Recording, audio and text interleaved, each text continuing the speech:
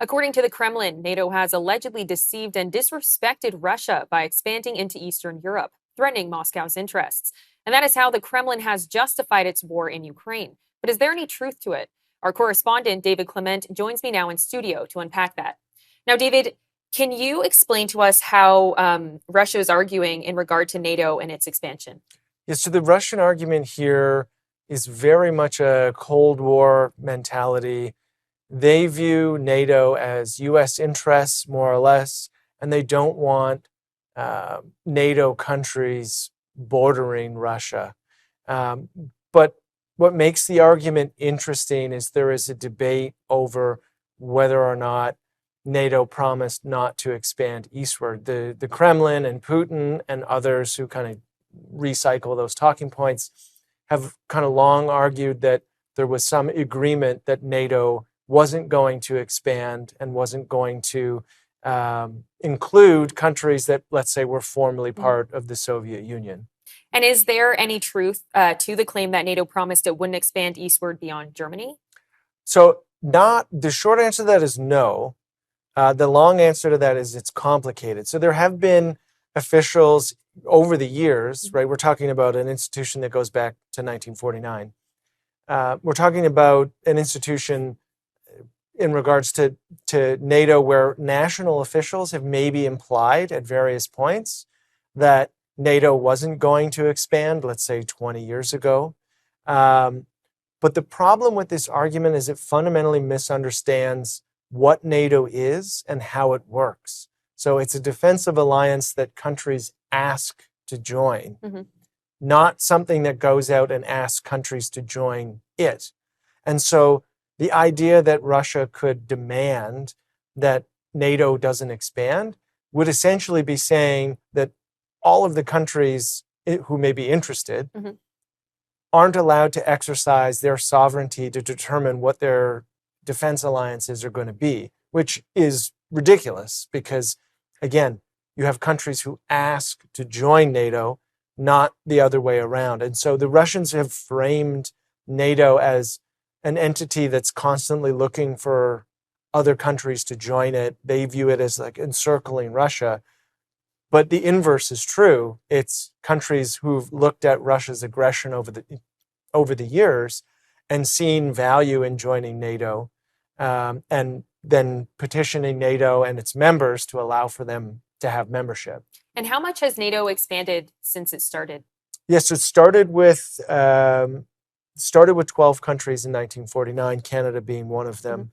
I won't go through all of the countries, but I'll give you some of the background in terms of how it's advanced. So countries like Greece and Turkey joining in the 50s, West Germany in 1955. That would later become all of Germany in reunification in 1990.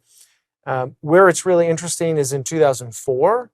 That is when most of the former Soviet entities joined NATO. So Bulgaria, Estonia, Latvia, Lithuania, Romania, Slovakia, Slovenia, etc.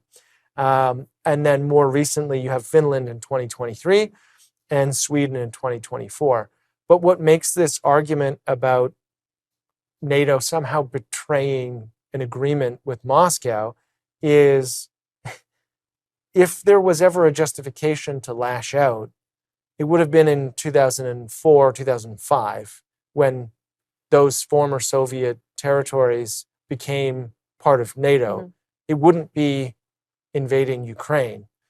So for me, the argument doesn't really hold that much water, because if that is actually the justification, well, the justification for some sort of reaction or bad behavior would have been in 2004, 2005, not a few years ago when they invaded Ukraine. Well, and on the more recent additions, what is the significance of countries like Sweden and Finland being added to NATO? So it's significant for two reasons. The first is that those countries had historically been, the domestic population had historically been opposed to joining NATO. When Russia invaded Ukraine, public opinion flipped. And so now you've added Scandinavian countries, strategically located in the north in terms of Arctic waters. There's always a lot of talk about Arctic sovereignty in Canada, but obviously if you look at a globe, Arctic waters stretch obviously from the north of Canada through Greenland, which Trump has talked about, through Scandinavia, Finland, Norway, Sweden, etc. But what makes them joining NATO, I think, the most significant, right? The idea was, from the Russian perspective, we're mad at NATO because they've added more countries have been added to the alliance, and they view it as encircling Russia. But the response to them invading Ukraine was to more than, and the consequence of it was to essentially double the border they have with NATO countries now, because Finland shares a border with Russia, which is over 1,000 kilometers long. And so they lashed out by saying, we don't want more NATO countries. And the consequence of it is that they now have more NATO countries on their border. And what do you think is the prospect of Ukraine joining NATO? Where do the rest of the NATO members stand on that? I think there's a general consensus that in the long run, Ukraine has shown that it should be in NATO. If it were added to the alliance now, then NATO, Canada included, would be automatically involved in this conflict in a way that isn't just sending arms and tanks and supplies. It would be a direct military engagement with Russia. You would have multiple nuclear powers involved. So there's certainly a strong argument for when Ukraine, or if Ukraine wins the war, that they can join NATO. And I think they've also demonstrated, I mean, the joke is Russia went from being the second most powerful army in the world to being the second most powerful army in Ukraine. No one reasonably expected that the Ukrainians would be able to thwart off invasion from their much larger neighbor. But the problem is that in any ceasefire deal that is potentially negotiated, whether or not Trump is involved, is going to probably require them to commit to not to join NATO. Now, I want to shift gears a little bit here to NATO's new spending target, 5%. It was announced earlier this week, and a few countries have agreed that this seems like something that could happen. Others, like Spain, have said probably not going to happen. What is this new target? What is the spending going to go towards? Yeah, so there's a couple of things to unpack here. The first is it's an incredible expenditure. I think in the Canadian context, it's like $150 billion. And I think the rough math is like $3,500 per person, per citizen. So it's a lot of money. What is going to happen in terms of where that money is spent? I actually think that that's where more of the conversation should be. It shouldn't necessarily, like, meeting whatever the benchmark is great. But what is it being spent on, and how is it strategically advantageous to each country? And I'll give you an example. If the Carney government was to say we were going to buy a specific type of tank, that's not really that useful in the Canadian context domestically, because they're not going anywhere. Would Poland having tanks be advantageous? Of course, because if the Russians hypothetically were to take Ukraine, the next front line would be Poland, and you would want them to have the equipment to actually fight a land battle with the Russians.